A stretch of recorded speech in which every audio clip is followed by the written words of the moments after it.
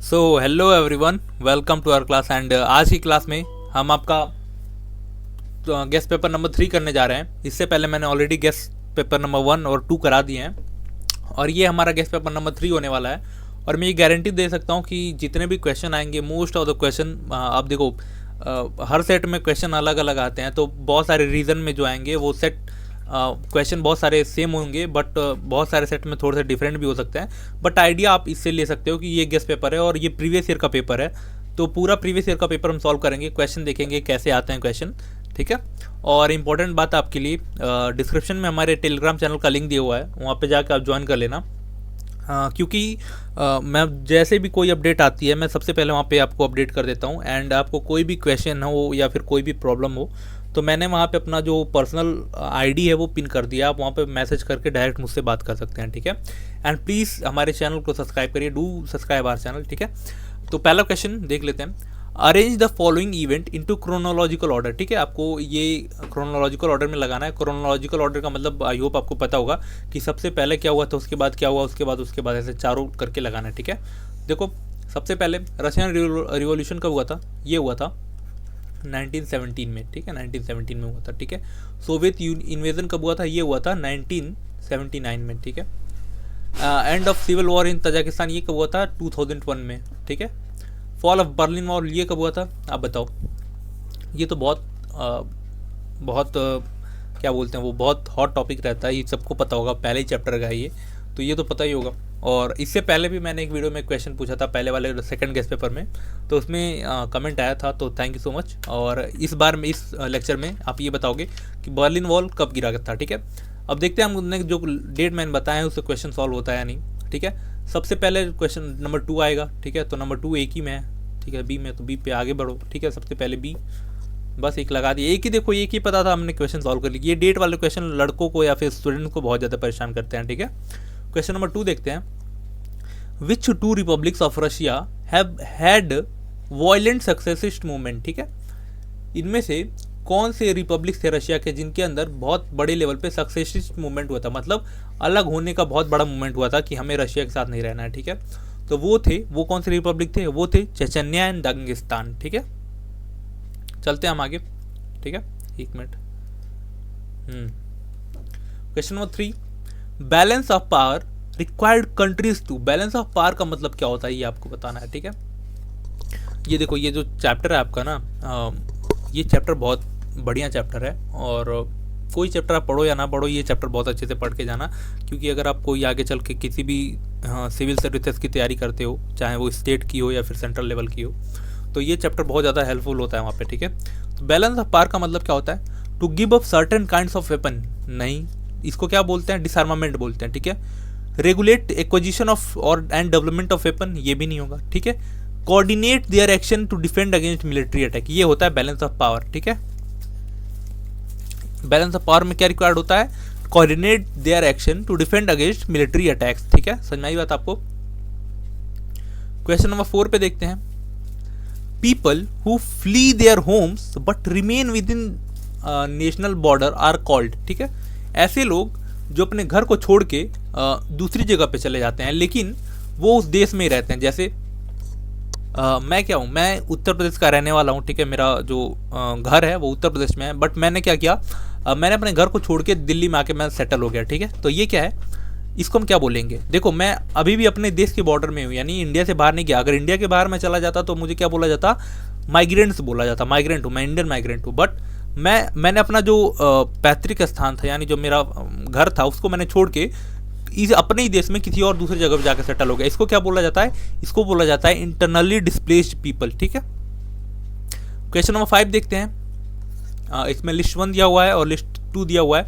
ये जो प्रोटोकॉल है या फिर ये जो एजेंडा है या फिर जो भी एक्ट है, ये किस चीज़ के लिए बना था, ठीक है। तो क्योटो प्रोटोकॉल किस लिए बना था, ठीक है। क्योटो प्रोटोकॉल किस लिए बना था? Aim to cut greenhouse gas emission, ठीक है। ये क्योटो प्रोटोकॉल इस बार के पेपर के लिए मोस्ट इंपॉर्टेंट है। मैं स्टार लगा देता हूँ, ठीक है। क्योटो प्रोटोकॉल के बारे में आपको पूरा ज़्यादा नॉलेज हो जानी चाहिए, ठीक है। क्योटो प्रोटोकॉल क्या था, इसमें कौन सा, मतलब किस कंट्रीज़ को बाहर रखा गया था, ठीक है। ये सब आपको पता होना चाहिए क्योटो प्रोटोकॉल के बारे में। और ये किस लिए बना गया था? To cut greenhouse gas emission, ठीक है। इलेक्ट्रिसिटी एक्ट 2003 इंडिया, ये किस लिए बनाया गया था? कहाँ था? टू इनकरेज रिन्यूएबल रिसोर्स, ठीक है।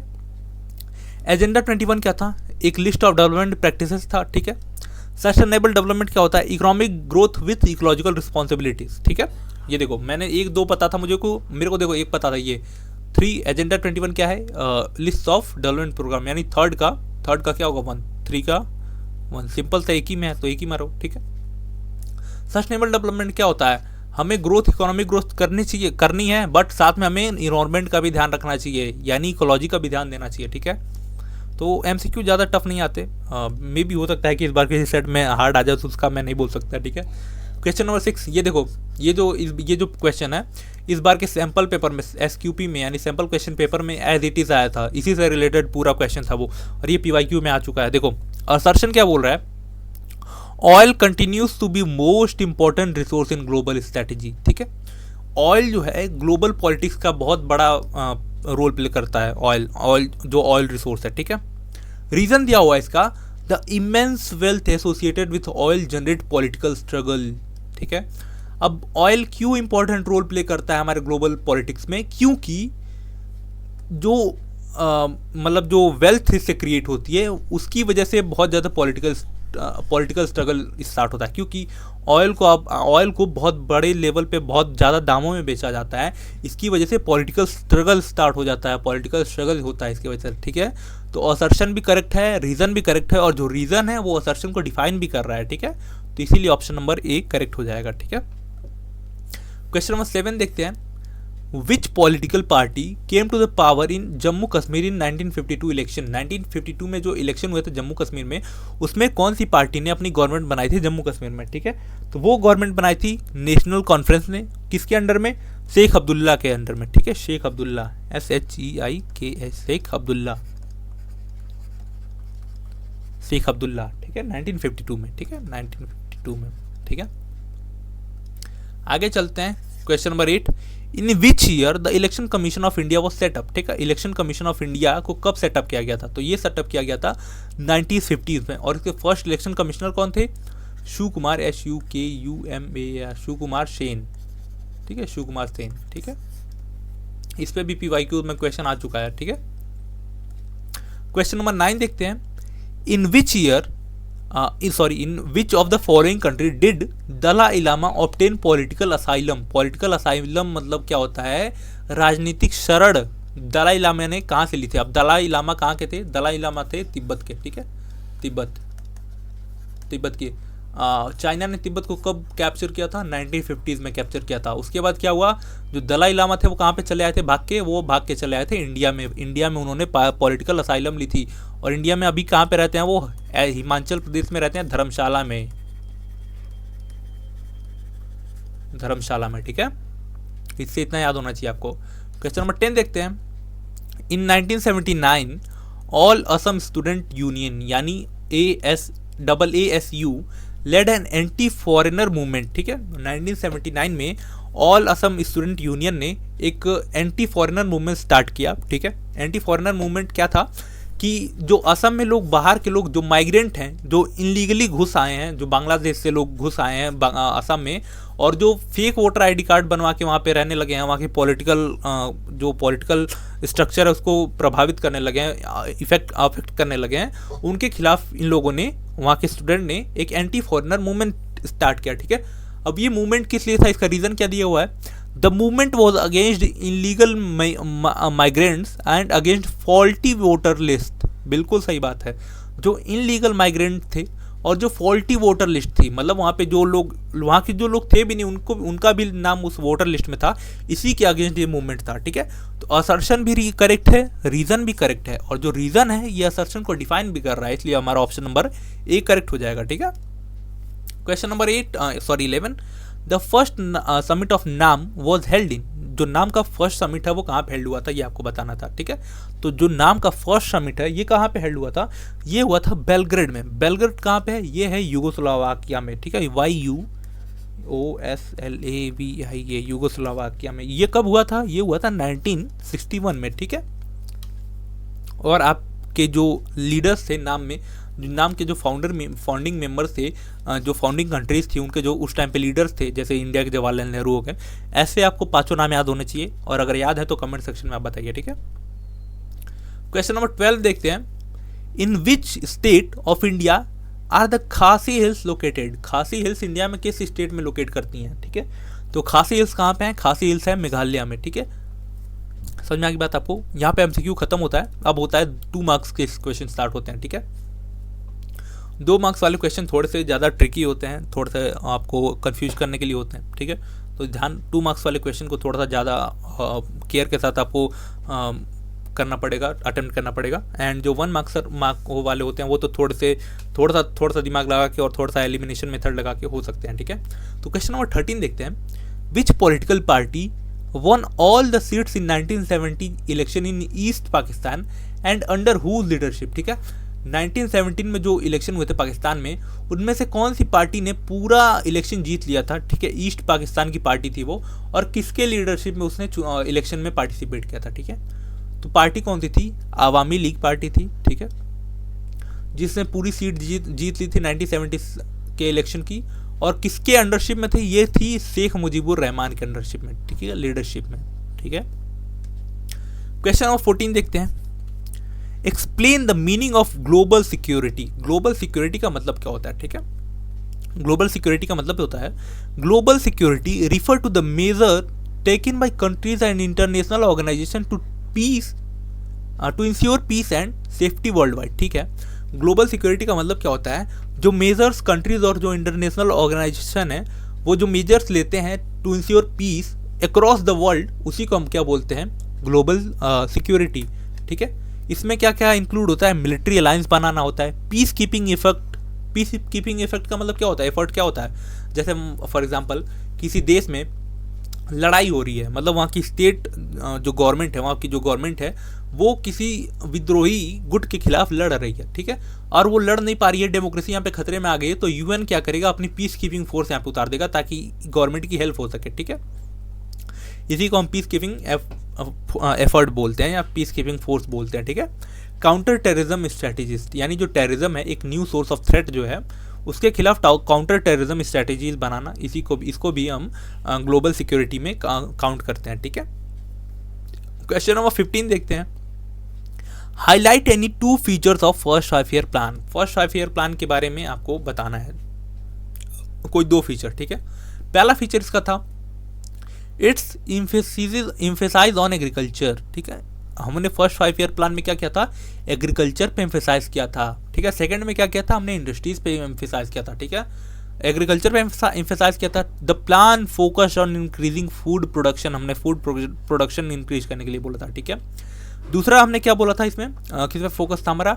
Development of irrigation and hydro electric project like Bhakra Nangal dam, Hirakud dam हमने कब बनाए थे? हमने फर्स्ट 5 ईयर प्लान के टाइम पे बनाए थे, जिससे हमें इरिगेशन भी मिलती है और हमारा हाइड्रो इलेक्ट्रिक प्रोजेक्ट भी बन गया ये, ठीक है।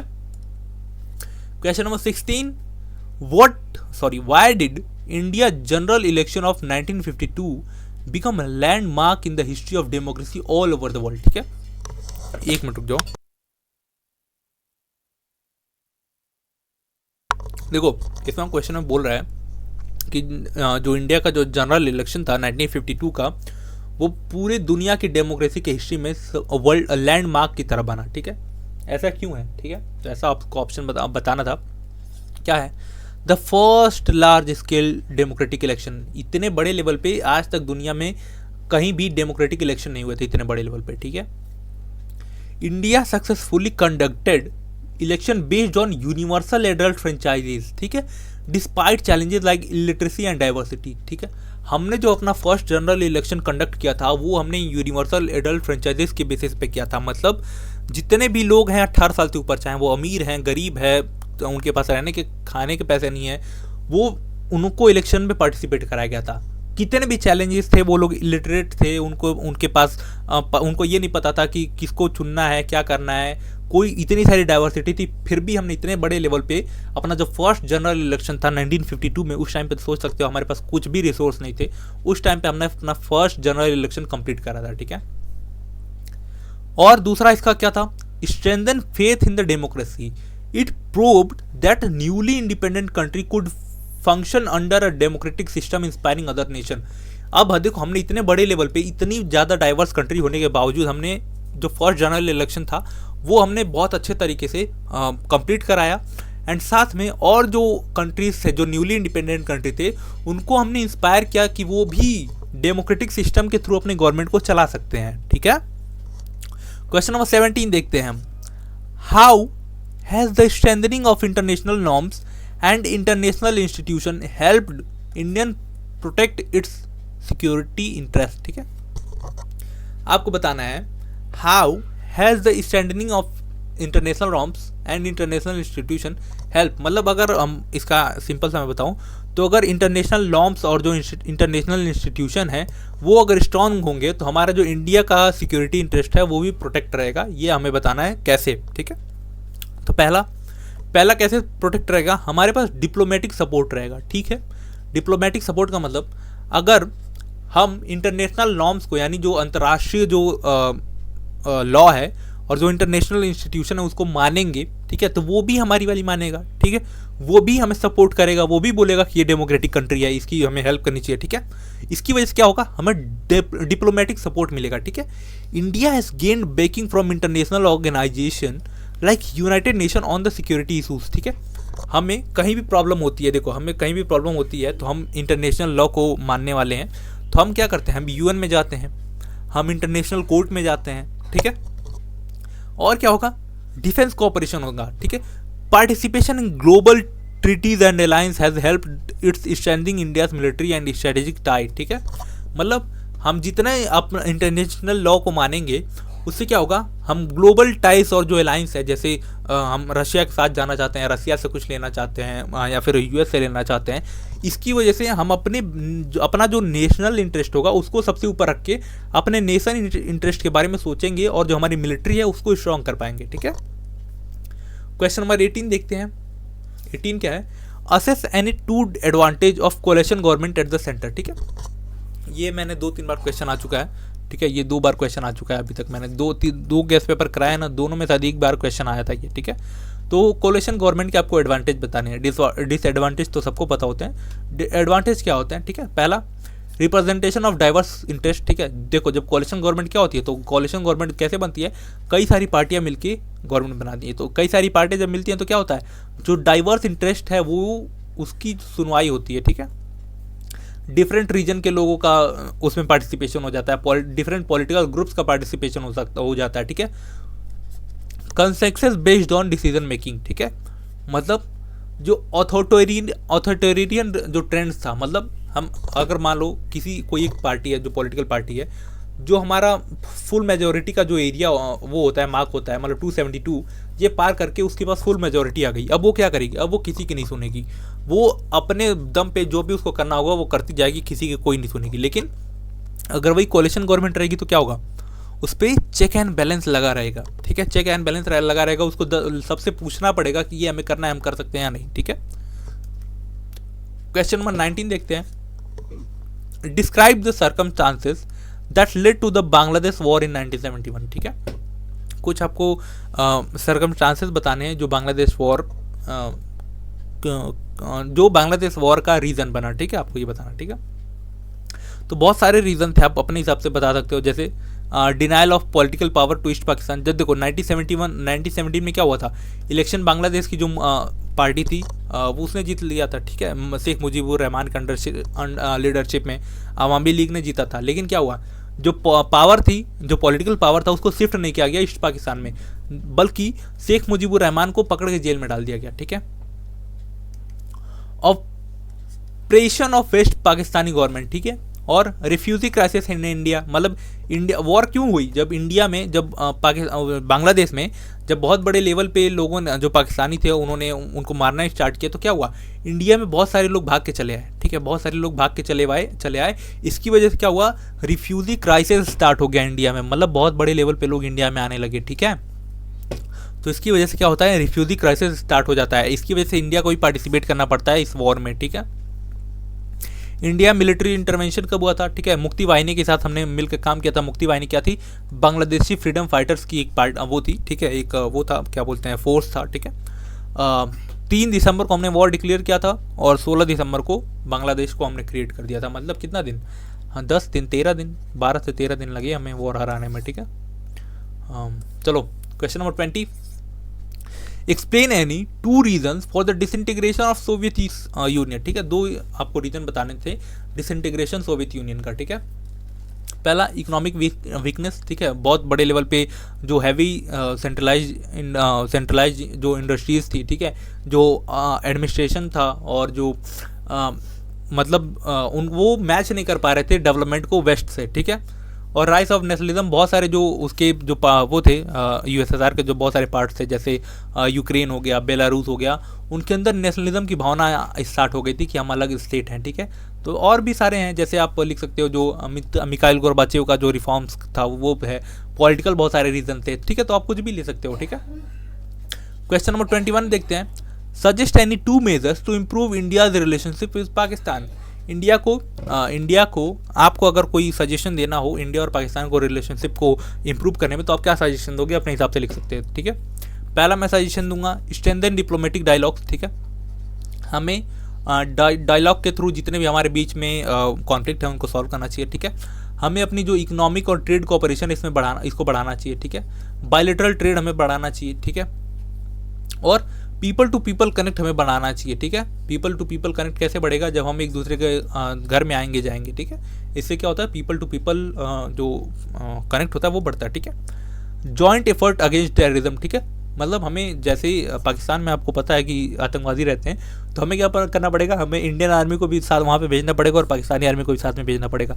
दोनों लोग मिलकर क्या करेंगे, आतंकवादियों को मारेंगे, ठीक है। ऐसा होगा नहीं, बट मैं बोल रहा हूँ, ठीक है। तो जॉइंट एफर्ट्स अगेंस्ट टेररिज्म ये बोल सकते हैं, ठीक है। तो आपको जो भी सही लगे आप लिख सकते हो, आप बोल सकते हो अपने हिसाब से जो भी आपको दिमाग में आए, ठीक है। ह्यूमैनिटीज़ में यही तो फ़ायदा होता है, आप अपने हिसाब से आंसर बना सकते हो। अगर वो सही है तो आपको नंबर मिलेंगे, अगर बिना सर वो सिंह पूछ के है तो आपको नंबर नहीं मिलेंगे, ठीक है। क्वेश्चन नंबर 22 देखते हैं, highlight any 2 positive effect of globalization. 2 positive effect of globalization हमको बताना है, ठीक है। पहला मैं बताऊंगा, ठीक है, इकोनॉमिक ग्रोथ एंड डेवलपमेंट।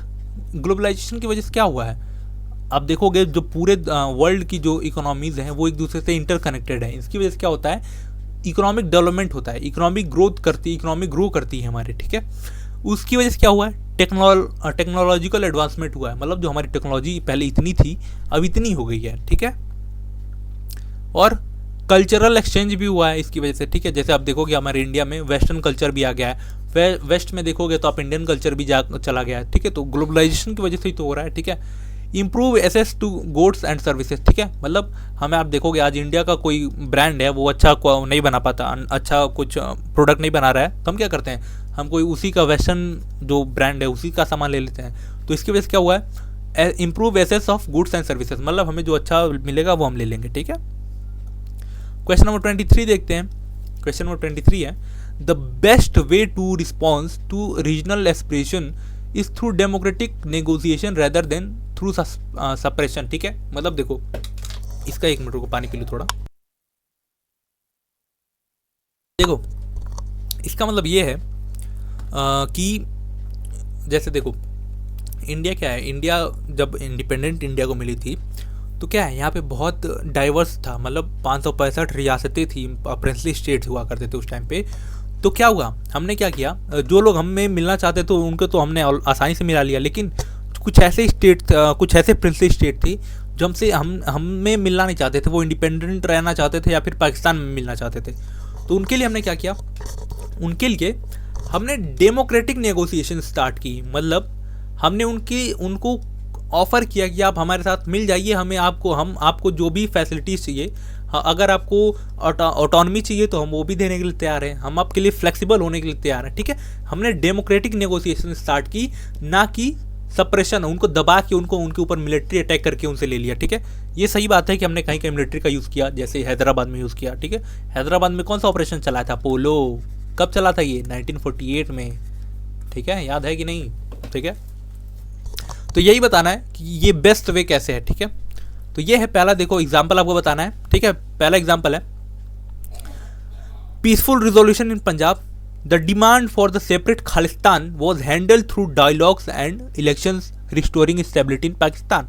जब पंजाब में खालिस्तान को लेकर डिमांड उठने लगी, तो हमने क्या किया, हमें डायलॉग के थ्रू, इलेक्शन के थ्रू वहाँ पे स्टेबिलिटी लाई, ठीक है।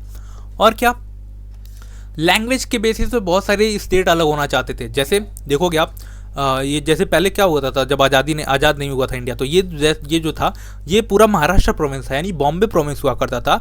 लेकिन जो गुजरात के लोग थे वो क्या बोल रहे थे, हमें गुजरात अलग स्टेट चाहिए। तो क्या हुआ, हमने गुजरातियों के लिए अलग गुजरात बना दिया, और जो मराठी थे उनके लिए अलग महाराष्ट्र बना दिया, ठीक है। इसी तरह आप देखोगे उत्तर प्रदेश का ये ऊपर का सबसे वाला एरिया था, उसको क्या बोला, उसको हमने क्या बनाया, उत्तराखंड बना दिया। क्यों, क्योंकि ये जो एरिया था उत्तराखंड वाला एरिया, यहाँ पे बहुत इसका जो जियोग्राफिकल एरिया था, मतलब जो जियोग्राफी थी इसकी, ये पूरी अलग थी, मतलब पहाड़ी एरिया था। इसलिए हमने क्या किया, उत्तराखंड बना दिया। हमने बिहार से निकाल के झारखंड बनाया, हमने मध्य प्रदेश से निकाल के छत्तीसगढ़ बनाया, ठीक है। और हमने क्या किया, हमने जम्मू कश्मीर को हमने अलग से ऑटोनॉमी दे दी, ठीक है। आर्टिकल 370 आपको पता होगा, बट बिफोर 2019 लिखा हुआ है, तो सही बात है, 2019 से पहले हुआ करता था, ठीक है। और देखो, और इसका एक एग्जाम्पल था, देखो हमने तो ये एग्जाम्पल दे दिया कि हमारे अंदर जब दिक्कत हुई तो हमने कैसे हैंडल किया। बट देखोगे आप, श्रीलंका में क्या हुआ, श्रीलंका में भी तो यही स्टार्ट हुआ था। श्रीलंका में क्या हुआ था, जो LTT यानी तमिल लोग थे वो अलग स्टेट कंट्री की मांग कर रहे थे, और उसको दबाने के लिए जो वहाँ की गवर्नमेंट थी उसने क्या किया, उसने डायलॉग का सहारा नहीं लिया, उसने क्या किया, उसने मिलिट्री का सहारा लिया, ठीक है। अब उसकी वजह से क्या हुआ, तमिल वालों ने भी LTT बना ली, लिबरेशन ऑफ तमिल टाइगर इलम, ठीक है। इन लोगों ने अलग से अपना वॉर स्टार्ट कर दिया, ठीक है। तो इससे हमें क्या सीखने को मिलता है कि the best way to response regional aspiration is through democratic negotiation rather than suppression, ठीक है। समझ में आई बात आपको। क्वेश्चन नंबर 24 देखते हैं, ठीक है। ये क्या है, ये तो पैसेज वाला क्वेश्चन है, इसको करूं या ना करूं मैं, चलो ये आप करोगे, ठीक है। क्योटो प्रोटोकॉल पे है, मैंने इस बार मार्क कराया है क्योटो प्रोटोकॉल को, मोस्ट इंपॉर्टेंट टॉपिक, ठीक है। ये पूरा क्योटो प्रोटोकॉल पे है। और समिट कहाँ पे हेल्ड हुआ था, रियो दी जेनेरियो में, ठीक है। ग्लोबल कॉमन्स क्या है, इसमें से ग्लोबल कॉमन्स क्या है, the outer space, the great barrier reef, the grand canal, the Sahara desert. Global commons क्या होते हैं, जो किसी का नहीं होता, किसी भी कंट्री का नहीं होता, उस पर सबका हक होता है, ठीक है। तो ग्लोबल कॉमन्स उसी को बोलते हैं, ठीक है। Why were some countries expanded from the requirement of Kyoto protocol. Kyoto protocol क्या था, to cut down greenhouse gas emission, ठीक है। इसकी वजह से बनाया गया था कि जो ग्रीन हाउस गैस का इमिशन हो रहा है उसको कम किया जाए। तो इसमें से जो डेवलपिंग कंट्रीज हैं उनको बाहर रखा गया। क्यों रखा गया, आप पढ़ो, अब बताओ, ठीक है। इसका जो PDF है ये मैं अपने टेलीग्राम चैनल पर डाल दूंगा, ठीक है। टेलीग्राम चैनल जाके ज्वाइन कर लेना, ठीक है। ये देखो कार्टून बेस्ड क्वेश्चन, हाँ, क्वेश्चन नंबर 26। जो 25 नंबर का क्वेश्चन है वो मैप का क्वेश्चन है, ठीक है। और मैप मैंने सारे एक ही वीडियो में करा दिए हैं, जितने भी मैप आएंगे आपके सारे एक वीडियो में करा दिए हैं। 20 मैप के क्वेश्चन मैंने कराए हैं, और 3 से 4 तो मतलब 2 से 3 हर सेट में देखने को मिल जाएगा आपको, ठीक है। तो हमारे चैनल पर जाके जो मैप का वीडियो है उसको आप जरूर से देख लेना, ठीक है। देखो जब अभी ये वीडियो एंड होगा तो यहाँ पे एक वीडियो आएगी गेस्ट पेपर नंबर 2 की, और इस साइड हमारा जो प्लेलिस्ट है वो आएगा। तो प्लेलिस्ट में आप जाके देखोगे तो मैंने मोस्ट इंपॉर्टेंट टॉपिक भी मार्क कराए हैं कि कौन सा मोस्ट इंपॉर्टेंट टॉपिक है इस बार बोर्ड्स के लिए, एंड देन उसी में मैंने गेस्ट पेपर भी कराए हुए हैं, सैम्पल पेपर इस साल का कराया हुआ है, और साथ में मैंने मैप के क्वेश्चन भी कराए हुए हैं। तो वो इंपॉर्टेंट है, वो जाके देख लेना आप, ये भी प्लेलिस्ट आएगी यहाँ पे एंड में, तो ठीक है। क्वेश्चन नंबर 1 देखते हैं मैप का। Identify and name the leader who toppled the Janata government. मतलब ये जो जनता गवर्नमेंट का ये जो बैनर लेके खड़ी है, इनका क्या नाम है, इनका नाम है इंदिरा गांधी, ठीक है। दूसरा क्वेश्चन क्या बोल रहा है, identify and name the prime minister of the Janata Party government show in the cartoon. Janata Party के जो प्राइम मिनिस्टर थे वो कौन थे, वो थे मोरारजी देसाई, जो ये खड़े हैं, ठीक है, ये जो खड़े हैं मोरारजी देसाई, ठीक है। क्वेश्चन नंबर 3 देखते हैं। Highlight any 2 reason for the defeat of Janata Party in 1980s, ठीक है। इसका देखो पूरा मैंने यहाँ पे लिख दिया है, ठीक है। कौन थे, इंदिरा गांधी थी, ठीक है। ये कौन थे, मोरारजी देसाई थे, ठीक है।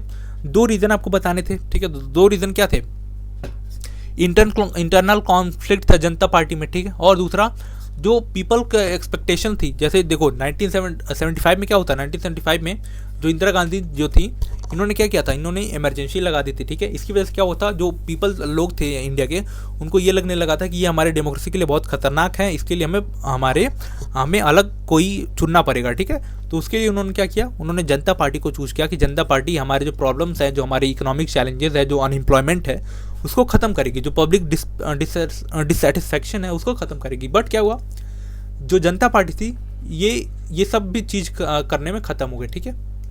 ये सब चीज़ इनको हैंडल करने में मतलब फेल रही, ठीक है। जो मोरारजी देसाई थे, ये first non Congress president prime minister थे ऑफ इंडिया, ठीक है। 2 साल के लिए थे, 1977 से 1979 तक, ठीक है। तो ये याद रखना आप, ठीक है। क्वेश्चन नंबर 27 देखते हैं। 27 है, ASEAN is a rapidly growing into a very important regional organization, ठीक है।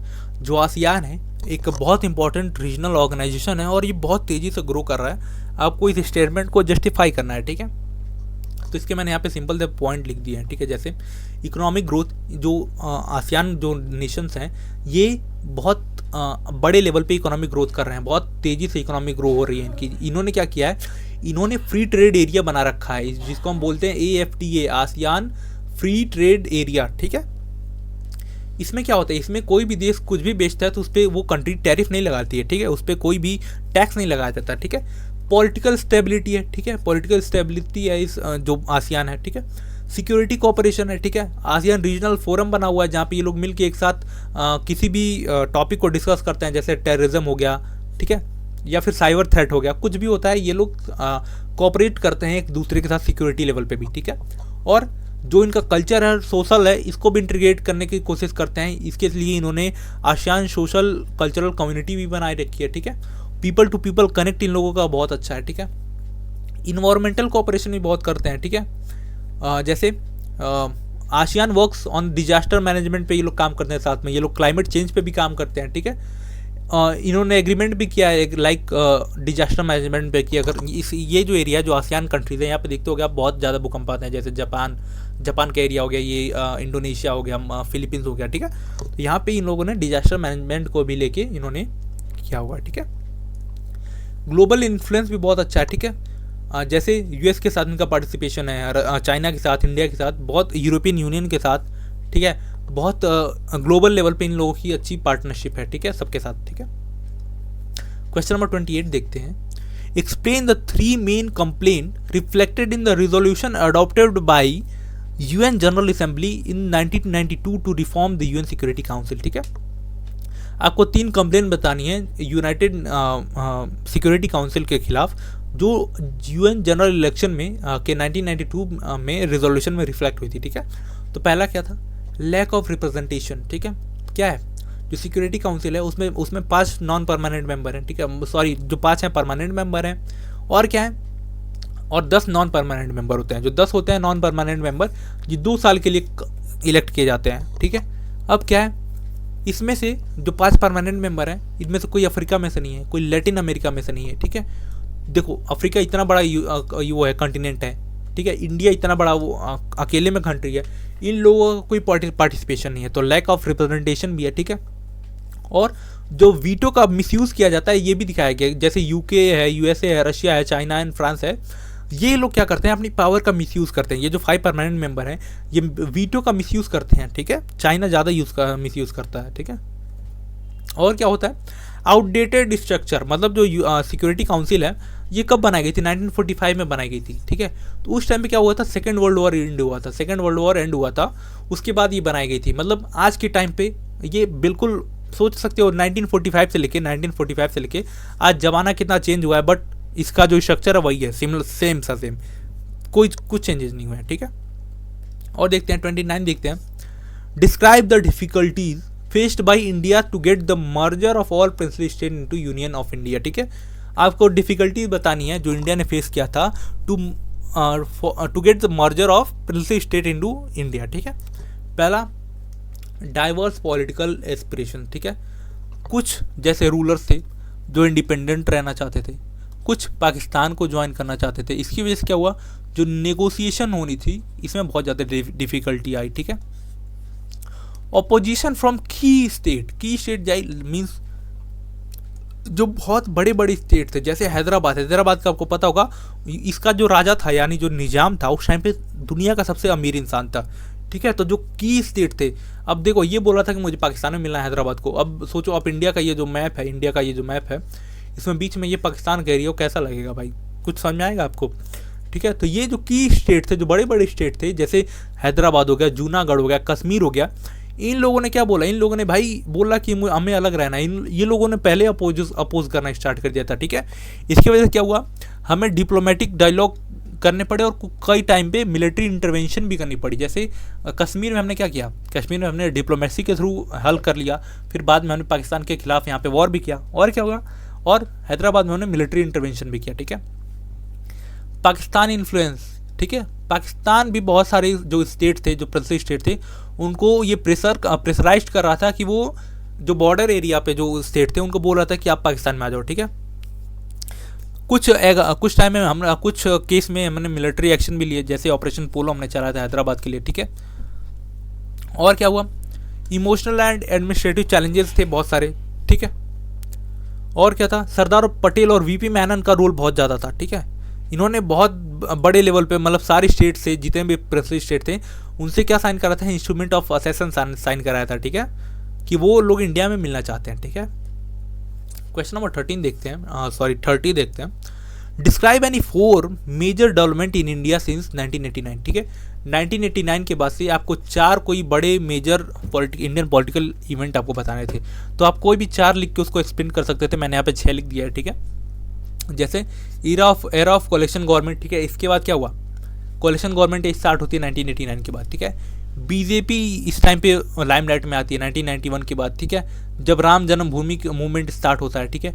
इकोनॉमिक लिबरलाइजेशन होता है 1991 में, हम अपनी इकोनॉमी खोल देते हैं, प्राइवेटाइजेशन, ग्लोबलाइजेशन और इकोनॉमिक रिफॉर्म्स करते हैं, एलपीजी, ठीक है, एलपीजी हम बोलते हैं, लिबरलाइजेशन, प्राइवेटाइजेशन एंड ग्लोबलाइजेशन, ठीक है। इसी टाइम पे हम देखते हैं कि मंडल कमीशन आता है 1990s में, ओबीसी रिजर्वेशन के लिए 27% सीट्स हम रिजर्व कर देते हैं ओबीसी के लिए, ठीक है, अदर बैकवर्ड क्लास के लिए, ठीक है। और इसी टाइम पे देखते हैं बहुत सारी रीजनल पार्टीज बहुत वो करती हैं, ठीक है, ग्रो करते हैं, जैसे डीएमके हो गया, टीडीपी हो गया, समाजवादी पार्टी हो गया, आरजेडी हो गया, ठीक है। इसी टाइम पे हम देखते हैं 1996 से 1999 तक पॉलिटिकल इंस्टेबिलिटी रहती है, बहुत सारे शॉर्ट लिव्ड गवर्नमेंट स्टार्ट होती हैं, ठीक है, जैसे अटल बिहारी वाजपेयी की हो जाती है, एचडी देवगौड़ा की हो जाती है, आईजी गुजराल की हो जाती है। उसके बाद क्या होता है, 1999 में गवर्नमेंट बनती है, किसकी, 1990s में बनती है अटल बिहारी वाजपेयी जी की, ठीक है। तो ये रहा आज का लेक्चर, और 30 के 30 क्वेश्चन मैंने बहुत अच्छे से करा दिए हैं, कंप्लीट करा दिए हैं। कोई भी डाउट है आपको तो आप कमेंट सेक्शन में दे सकते हैं, ठीक है। तब तक के लिए हाँ, टेलीग्राम चैनल ज्वाइन कर लेना, भूलना मत उसको, ठीक है। तब तक के लिए stay connected, God bless you all and जय हिंद।